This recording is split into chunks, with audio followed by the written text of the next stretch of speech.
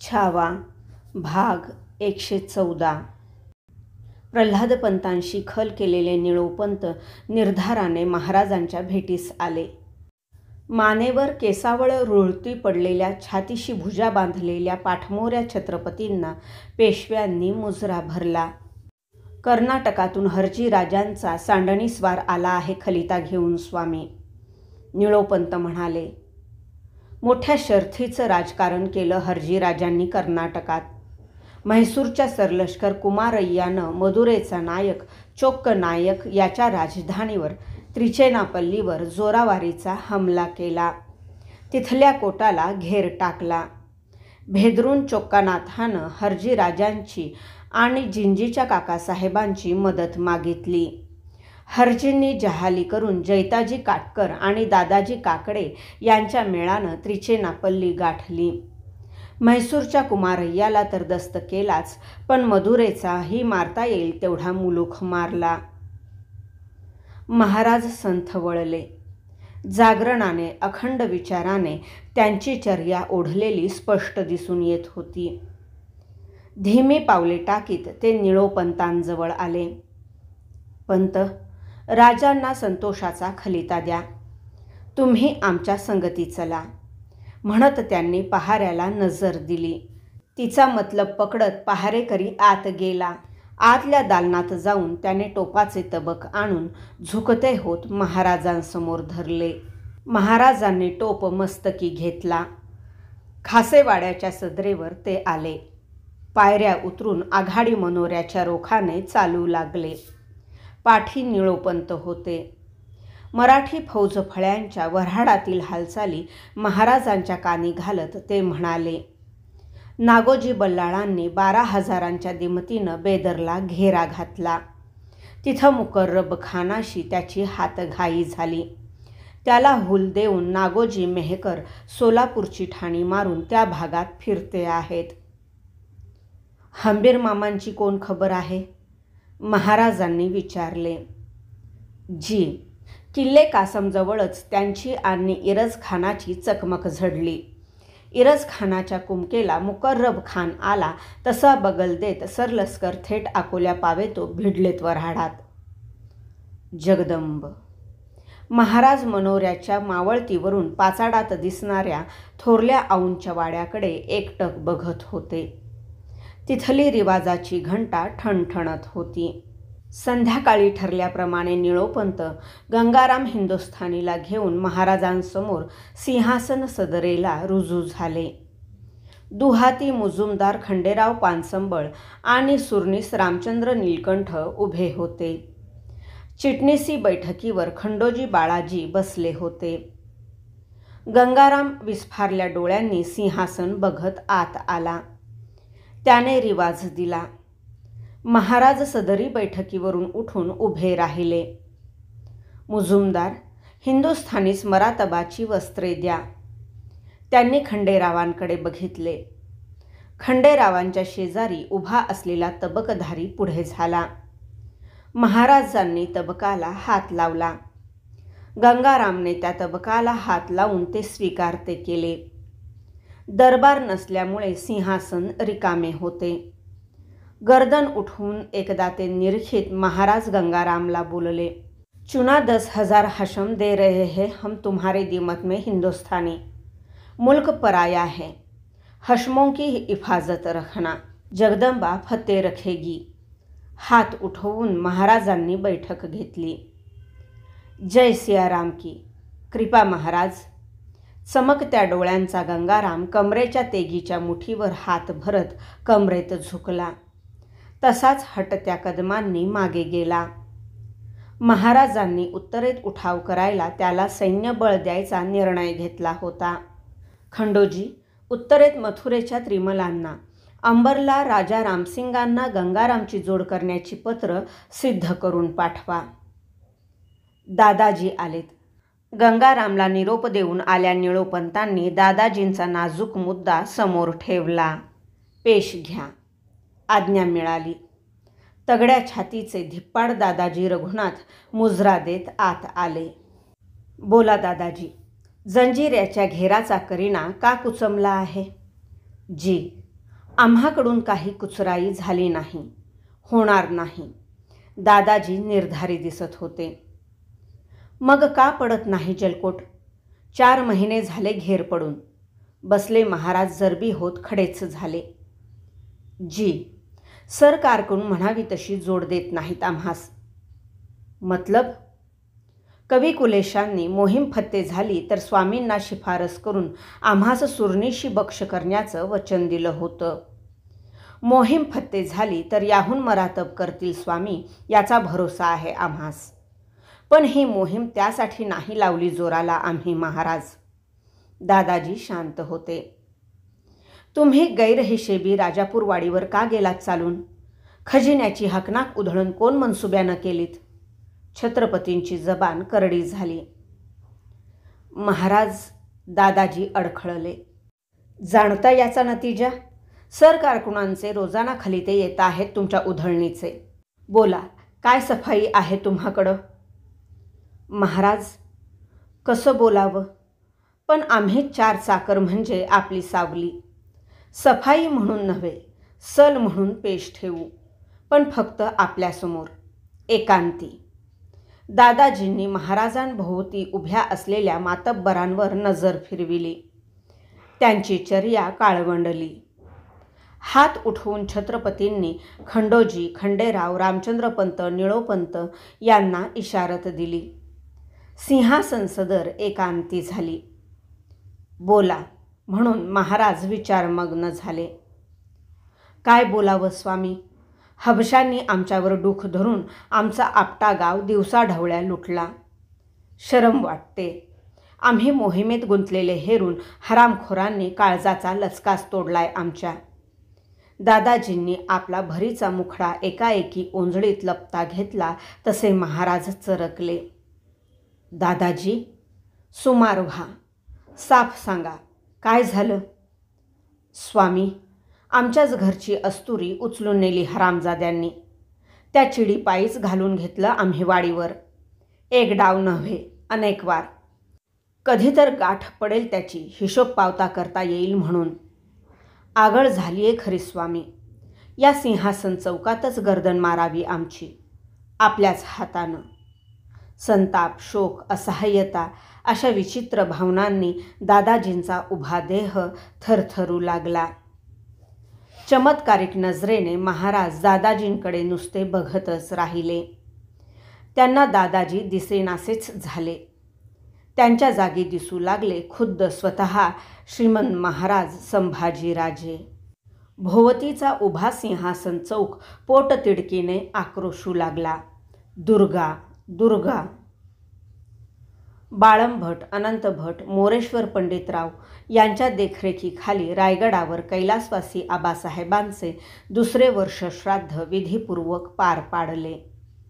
त्याच्या 2ऱ्याच दिवशी महाराज रायगड उतरून पाचाडात आले.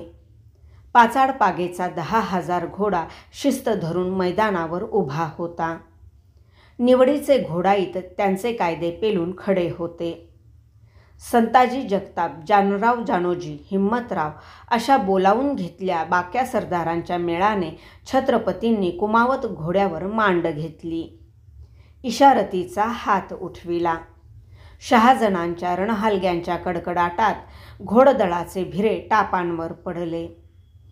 वरंद घाट पार करून पुण्याला पहिला मुक्काम पडला. पुण्याचे सरसुभे दामाजी रघुनाथ छत्रपतींच्या भेटीस आले. त्यांच्याकडून पुरंदर सासवडची खबर उचलून कोरेगाव, श्रीगोंदे, आष्टी, पाथर्डी मार्गे महाराज 3 दिवसातच जालन्याच्या वेशीवर ठाकले. जालना औरंगाबादेच्या ऐन मोगली ठाण्यापासून 50 कोसांवरचे गावठाण. इथे नाशिक बागलाणातून उतरलेले रूपाजी भोसले आणि नागोजी गोरे मराठी फौजेला मिळाले. जालन्याला दौडत्या टापांचा घेर पडला. भेदरलेले जालनेकर निवाऱ्यासाठी खान जान महमद या दरवेशाच्या मशिदीत घुसले. महमदाने मशीद बंद करून घेतली. जालना लुटीवर पडला.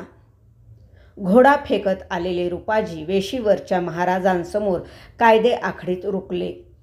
फौवारीच्या मावळीत बोलले. रैताबा जात हशम समद मसुदीत घुसल्यात. फकीर दरवाजा खोलीत नाही. धनी काय करावं? त्यास समज द्या. धर्माच्या स्थानास धक्का लावायची इच्छा नाही आमची. पाठीशी घातली माणसं गुमान बाहेर खुली करावी त्यानं. रुपाजींनी तसाच घोडा फेकत खान महम्मद दरवेशाला आरडून ओरडून समज दिली. आतून काहीच प्रतिसाद येत नव्हता. ते कानावर पडताच महाराज संतापून कडाडले. फकीर असून राजकारण खेळतो, त्यास धडा दावा. दार उघडून बाहेर खेचा गनिम. फकीरास स्थानास इजा धक्का बसता कामा नये. मावळी फळ्यांनी खान महम्मदाच्या बगलेत घुसलेली जालनेकर मंडळी अल्लाद बाहेर काढली. काढणी बंद करून वेशीवरच्या साहेबस्वारीसमोर जथ्याने नेण्याच्या कामाला मावळी धारकरी लागले. इतक्यात शिंगाड्यांची धोक्याची चाल देणारी इशारत झडू लागली. एकदा शाही हजामत झालेला इरज खान जालन्याची कुमक करायला येत असल्याची खबर आली होती. दस्त असामी तशास टाकून मराठे आले तसे म्हणता म्हणता उडाले. औरंगाबादेतल्या शाहीवाड्यातील दरबारात याच वेळी आलमगीर नाशिकहून बोलावून घेतलेल्या हसन अली खानाच्या खांद्यावर हिरवी कंच खिल्लत टाकत त्याला म्हणाला, 19,000 हशम दिए है अब तुम्हारी दिमत में, देखना है तुम्हारा करिश्मा. रूपाजी मानाजी बागलांकडे सरकले. महाराज रायगडावर परतले. जालन्याच्या चपेटीने औरंगजेब पार खवळून उठला होता. आपले हात सर्वात प्रथम मराठी मुलखात पसरायचे हे तर त्याने दक्षिणेत उतरतानाच मनोमन ठाणून टाकले होते. औरंगाबादेचा जाबता नीट बसताच त्याच्या जहाल कारवाईला तोंड फुटले. औरंगाबादेत भरल्या बड्या दरबारात आलमगीराचा वजीर असद खानाने आलम पन्हांची इच्छा दरबारला जाहीर केली. आका अली खान शहाबुद्दीन को खास मुहिम पर नामजाद करते हैं. खान, हर हिम्मत तरकीब से जमीनदोस्त करना है मरहट्टों का किले रामसेज. खैर आलम पन्हा, म्हणून कमरेत झुकून बादशहाला तस्लीम देत शाब्दी खानाने नामजादी पत्करली. 20,000 फौज, निवडीचा पठाण तुर्क हशम, तोफखान्याचे गाडे पाठीशी ठेवून औरंगाबादेच्या मशिदीत 3 वेळा नमाज पढून दलपत बुंदेल्याला घेऊन खान निघाला किल्ले रामसेजवर. जुंपले, ज्याची अटकळ केवळ महाराजांनीच नव्हे तर त्यांच्या लहान थोर सरदार साथीदारांनी केव्हाच बांधली होती ते कडवे भांडण जुंपले. रायगडावर यावेळी नको त्या 2 वार्ता येऊन थडकल्या होत्या. अंजदीव बेटावर जलकोट उठविण्यासाठी उतरलेल्या मराठ्यांवर फिरंग्यांचा कॅप्टन परेरा अचानक चालून आला होता. तोफांचा भडीमार करून त्याने मराठ्यांना बेटावरून हुसकून लावले होते आणि एक मंदिर धुळदोस्त करून त्यावर उंच उंच चौकोनी कळसाचे चर्च उभे केले होते. तसाच राजांचा खेडचा जमीनदार चिमणाजी मतलबी हेतूने मुघलांना मिळाला होता आणि हणमंतगडाचा दस्त केला मुघली किल्लेदार सैद निजावत मराठ्यांच्या कैदेतून पळाला होता. रायगडाच्या चिटणीसी दप्तरातील बैठकीवर चिटणीस खंडोजी कलमी सेवेवर बसले होते. विचारांच्या लईवर दोन्ही तळहात एकमेकांशी घुसळीत फेऱ्या घेत घेत महाराज त्यांना खलित्याचा मजकूर सांगत होते. रजपूत कुलावतंस, सूर्यवंशी अंबर नराधिपराजे रामसिंह प्रति हिंदू पदपादशहा क्षत्रिय कुलावतंस राजा शंभू यांची विज्ञापना उपरी विशेष. मायना रेखून वाळू शिवरून खंडोजींनी कान टवकारले. धीरोदात्त राजबोल त्यांच्या कानावर पडू लागले तसे कागदावर उमटू लागले. सांप्रत उत्तराधिप आलमगीर खडी फौज खजानासुद्धा मुलखात भिडला. त्याचवर गैरमर्ज होऊन देशी आल्या शहजादा अकबरास आसरा दिल्हा आहे. त्याशी भेटखल जहाला.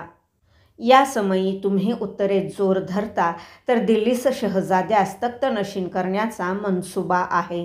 इराणच्या शहास शहजाद्याने जोड देण्याचे कलमी कळविले आहे. शहजादा दिल्ली तख्तास येतो तर दगडा परिसवीट मौच आहे. जरोरीने तुमचा मनसुबा पावता होईल तसे करावे. खंडोजींनी सिद्ध केल्या पत्रावर राजांनी दस्तूर दिला. दफ्तरखान्यातून बाहेर पडल्या छत्रपतींना अदब देत जोत्याजी केसरकर बोलला. नाशिक फाट्याला गणेशगावच्या खिंडीत रुपाजी मानाजींनी शाब्दी खानाला यरगाटला. जोरावारीची चकमक झडली. खान रामशेजच्या रोखानं कूच झाला. आम्ही जगदीश्वराच्या दर्शनास जातो आहोत. तिकडेच पाठवून दे पेशव्यास लगोलगीनं. महाराज चालतच बोलले.